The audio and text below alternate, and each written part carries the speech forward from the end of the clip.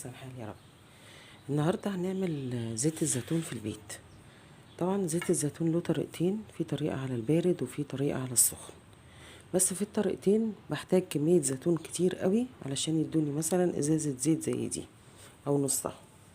طيب انا دلوقتي خللت معاكم الزيتون الكلاماتا وخللت الزيتون الاخضر.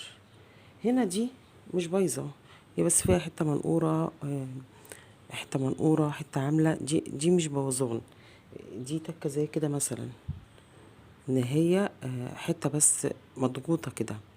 طب انا لو خللتها مش قصه انها هتخل بالزيتون، قصه ان انا لو جيت اطلع الزيتون كده وطلعت ديت هتبقى شكلها مش كويس او كده. طب نستفيد بيهم ازاي يبقى عندي زيت عادي. زيت عادي انا شلت طبعا ورقه من عليه عشان ما يكونش نوع معين هو اللي يبقى معتمد او النوع دوت او كده، لا. اي زيت انتي بتحبيه وبترتاحي له وشايفاه حلو معاكي، تمام. زيت عباد الشمس انا هجيبه وهحوله من زيت عادي لزيت زيتون بأطعم ما يكون. كل اللي هنعمله هنحتاجه طبعا الزيتون اللي انا شلته دوت والزيت. ادي ازازة الزيت اهي، وادي همسك الزيتون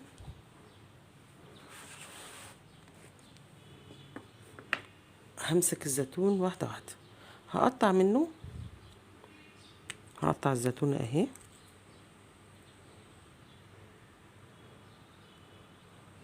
وهحطها في الزيت. هقطع الزيتون شرايح. هي كده بايظة؟ لا خلاص، دي بلاش منها، هي الحتة اللي انا حطيتها كويسة. ادي التانية اهي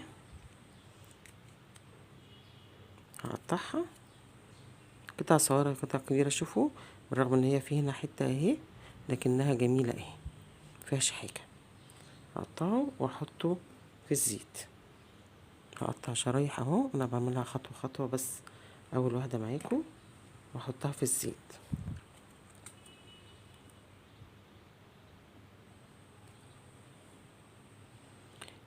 الحتة دي هلاقيها هتعمل بلاش منها اهي، لكن التانية جميلة وكل حاجة.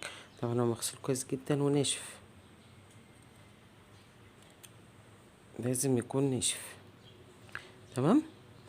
البذرة انا شايفاها ان هي كده من هنا الحتة دي مش كويسة، لكن لو البذرة كويسة ونضيفة وتمام هحطها معاهم برضو.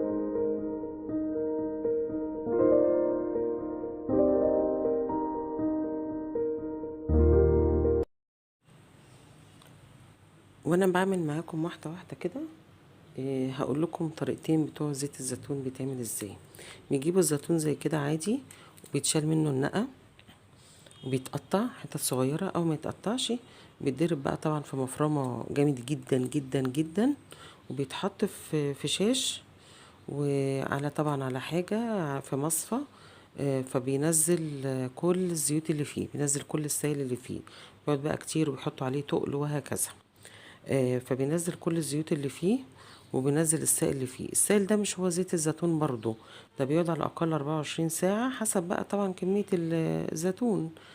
فبيقعد على الأقل خالص 24 ساعة عليه التقل دوت وكده. بعد ما شلنا التقل معلش، آه، فبيلاقيه بيروق تحت كده، بيلاقي الزيت على الوش من فوق ومن تحت كده مروق سائل.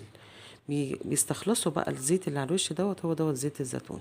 طبعا بيحتاج كمية كبيرة جدا جدا علشان التفل او ال- اللحم بتاع الزيتونة نفسها بيبقى كتير والزيت ما بيبقاش كتير.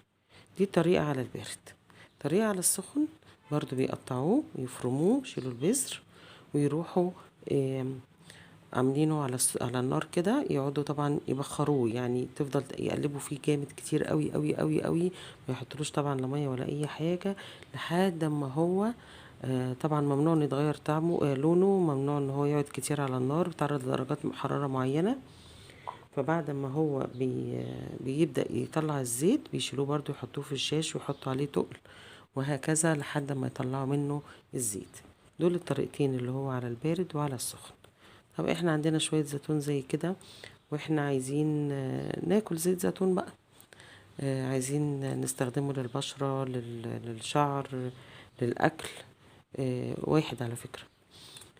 فانا عندي شوية حاجة زي كده مثلا، بدل ما ارميها طالما الحاجة اللي انا اقدر استخدمها مرميهاش، الحاجة اللي اقدر استفيد منها مرميهاش. انا بعمل معاكم اهو، مش عجباني نواة ان انا احطها، يمكن هي دي اول واحدة تقابلني اهي.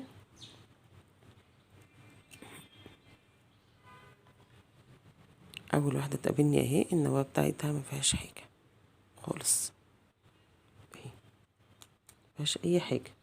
فانا هحطها برضو وهاخد الفايدة بتاعتها برضو في الزيت، مفيهاش اي مشكلة خالص.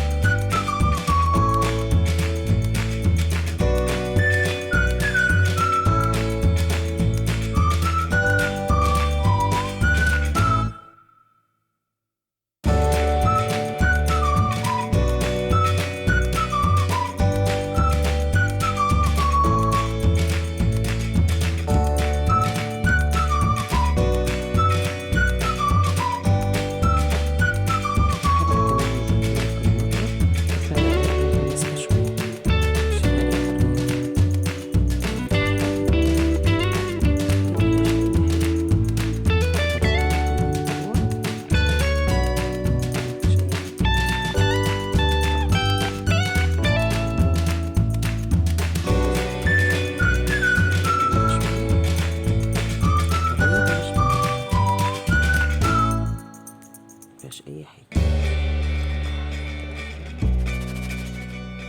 الزيت ده بيكون اطعم ما يكون، والفوائد بقى طبعا كل الفوائد كده لازم.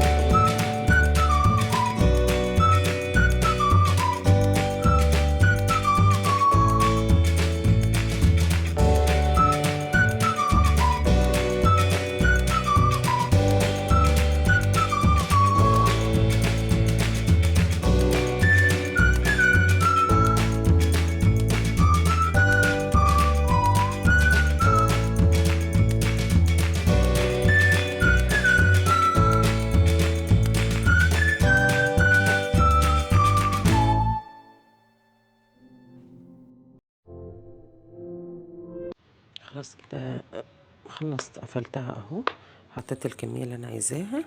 هعمل ازازة تانية برضو، لو في كمية لسه اهو، شايفينها ما شاء الله بدأت حتى تلون اهو. دي بعد يومين افتحي عليها وشمي احلى ريحة لزيت الزيتون.